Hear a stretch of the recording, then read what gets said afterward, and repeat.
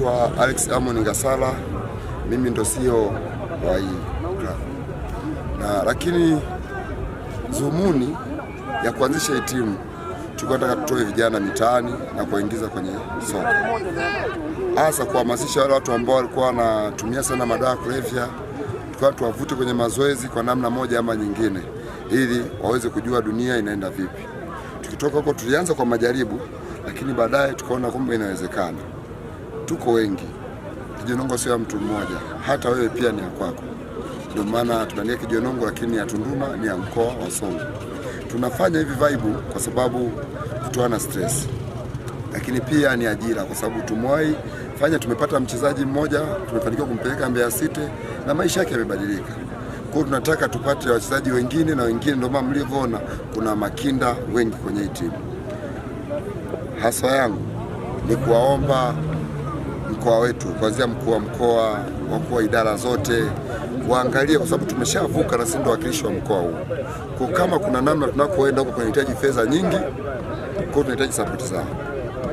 Labda mikakati yenu sasa mnakwenda katika ligi ya mabingwa mikoa, mipango yenu ipoje kisha kwamba mnatoka huko chini na mnakwenda katika ligi daraja la pili? Yaani cha kwanza ni kwamba sisi tulivyoanza ndio tumeanza hivyo. Tunasema atakaye na haje. Kijonongwa kama nilivyosema mwanzo, tunataka kutoa mtu chini kwenda juu. Kwa hiyo hata sisi malengo yetu sio kuishia hapa. Hiyo ligi ya mabingwa wa mikoa tutakwenda, na bahati nzuri tuko kwenye wanasema finali ya FA, tupo tunakwenda kushiriki huko na tutaogopa, lakini tutakwenda kufanya usajili mkubwa kwa ajili ya kuhakikisha timu wanayoituma mkoa wao inaenda kufanya vizuri zaidi. Pengine mnapata changamoto gani kwa timu kama nyinyi ambao mnachanga ndo zinaanza? Changamoto gani licha ya kwamba mmeonekana mna uwezo fulani kwa kuweza kutoa timu sehemu moja kwenda sehemu nyingine, lakini changamoto gani ambayo mnapata, lakini unawaambia nini sasa wadau ikiwemo na serikali katika kuwainua? Asante. Changamoto kama unavyojua, hii timu inaendeshwa na vijana na vijana ni wote. Sawa, panapokuwepo vijana mara nyingi panakuwa mkanganyiko mwingi.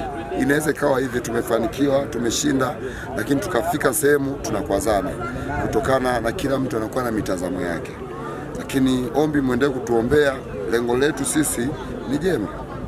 Lakini tunarudia tena kuomba mkoa usituache. Tunaomba mkoa wa Songwe utuunge mkono, kwa sababu tunakwenda sasa kuiwakilisha mkoa wa Songwe. Lakini nikirudi kwenye halmashauri yangu ya mji wa Tunduma, nilikuwa naomba, kwa sababu kuna mradi walianzisha wa kujenga uwanja wa mpira. Ule uwanja mpaka leo unaenda kwa kusuasua. Unaona?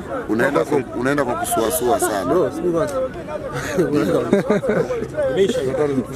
Kwa hiyo Kijonongo bado ndo wanatupa story. Bado halmashauri yetu kwanza, kwenye halmashauri yetu ya mji wa Tunduma, kuanzia mkurugenzi, dasi, yani wote ambao wako pale, kwa sababu ukiangalia mji wetu ndio lango kuu la SADC. Yani ndo mpaka mkubwa nchini Tanzania. Kwa tunakosa viwanja. Tulikuwa na mechi na Mbeya City, tukaenda kuchezea upande wa Zambia. Lakini pia Prison walivyoona tulivyo challenge Mbeya City, na wao wakaomba kwamba waje kucheza na sisi. Lakini pia tukaenda Zambia, ambapo mwenye uwanja alikuwa anatoza kiingilio shilingi 2000.